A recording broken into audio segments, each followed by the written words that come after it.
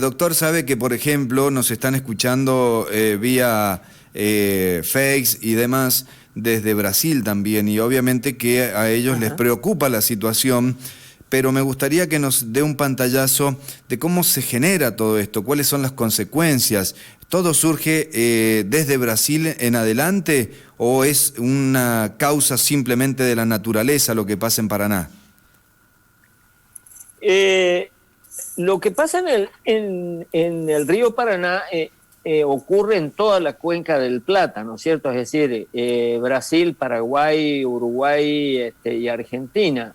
Y se debe a la falta de lluvias. Ujú. Eh, Como empezamos diciendo, a la menor cantidad de radiación. Claro, La gente, Doña Rosa, piensa que las lluvias se generan en el continente y las lluvias se generan en el mar, claro. especialmente en el Pacífico ecuatorial y en el Atlántico, es donde se evapora la mayor cantidad de agua en el mar, que después los vientos la traen al continente. Entonces, ¿qué está pasando ahora? Cuando nosotros sentimos frío en el continente, lo que está pasando es que también en el mar hay menor temperatura. Bien. Fíjese, Reinaldo, en este tiempo pasado, en este año pasado, en los 100 metros de profundidad del mar, desde la superficie hasta 100 metros, Ujú. había medio grado menos de temperatura.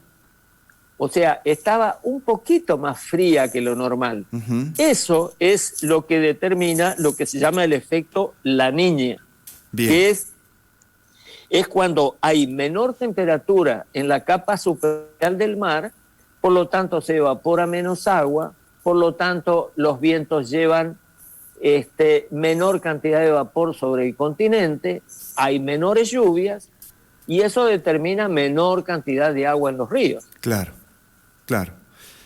Doctor, sobre el tema de la supervivencia de los peces, ¿se va a ver afectada directamente?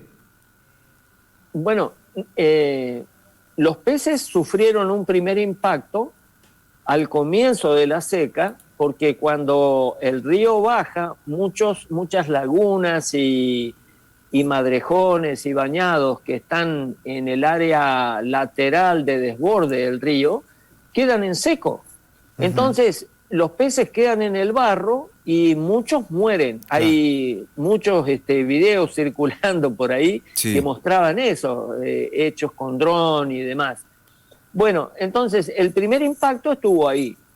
El segundo gran impacto para los peces es que todos los peces de los grandes ríos, llamamos Paraná, Paraguay, Uruguay, todos los peces son peces potamódromos. ¿Por qué le pusieron ese nombre tan feo? Le pusieron ese nombre porque estos peces, para reproducirse, necesitan migrar aguas arriba. Ujú. Entonces, ellos hacen 1.000 o 1.500 kilómetros aguas arriba con el río en aguas altas. Cuando comienza la creciente, ellos disparan aguas arriba y ahí en la parte alta del río largan sus huevos. Ah, claro. Entonces, Bien. como el río está en aguas altas, dispersa los huevos en todas esas lagunas, bañados, en toda la zona lateral del río, y los huevos ahí crecen, de los huevos crecen pececillos, que son llamados alevinos, Ujú.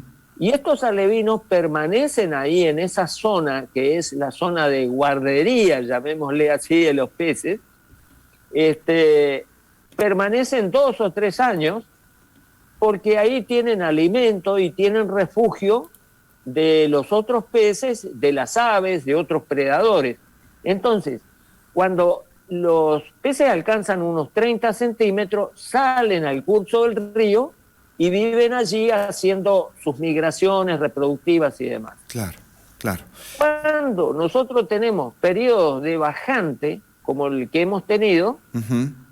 los peces pueden llegar a migrar aguas arriba para largar sus huevos, pero los huevos quedan en el curso del río y se lo comen los predadores, Claro. o se desintegran, ¿no es cierto? No tienen, no son viables los huevos, para hablar técnicamente. Perfecto. Entonces, eso determina que ya llevemos 3 periodos de reproducción fallidos.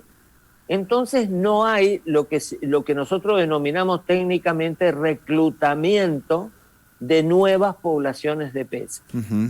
Al no haber reclutamiento de nuevos peces, al no haber nuevas descendencias de peces, nosotros vamos a sentir ese impacto en la pesca, y sobre todo que muchas poblaciones del río Paraná, como Corrientes, Paso de la Patria, Isla del Cerrito, Santa Fe, tienen campeonatos de pesca. Claro. Y a eso lo usan para atraer el turismo. El turismo de pesca es muy importante, tanto en Argentina como en Brasil, como en Paraguay. Brasil tiene, en Corumbá, es una de las principales fuentes de ingresos del turismo, la pesca. Claro. Pero, ¿qué ocurre? Si durante 3 años no hubo nuevos peces, y estamos ahora en aguas bajas, cuando venga una creciente grande, la cantidad de agua que tiene el río es 10 veces mayor que la que tenemos ahora. Es decir, dicho de otra manera, la misma cantidad de peces se dispersa en una superficie 10 veces mayor. Claro. Con lo cual, la posibilidad de pescar va a ser mucho más baja. Entonces, esos concursos de pesca que la gente aprecia tanto, van a ser un fracaso. Claro, sin duda. Especialmente, ¿sabe por qué? Porque ahora, en vez de prohibir totalmente la pesca, que es lo que se debiera hacer, no solamente que se habilita la pesca en algunas provincias, sino que se habilita la exportación de peces. Ah, claro. Para el mes de julio, la Secretaría de Agricultura, Ganadería y Pesca habilitó un cupo de 548 toneladas de peces para exportación. Bien. ¿Qué significa eso? Para contarle a doña Rosa, ¿qué significa eso? Es lo mismo que si usted tiene una persona a la que le han dado 10 puñaladas en el suelo, que está perdiendo sangre, y usted le obliga a donar sangre. Claro, algo ilógico. Es una locura total. Y entonces eso lo vamos a sufrir nosotros durante un periodo largo, porque al no haber repoblamiento de peces y al estar pescando, nosotros vamos a tener periodos largos de 5 o 10 años en los cuales va a demorar bastante la pesca en recuperarse. Sin duda.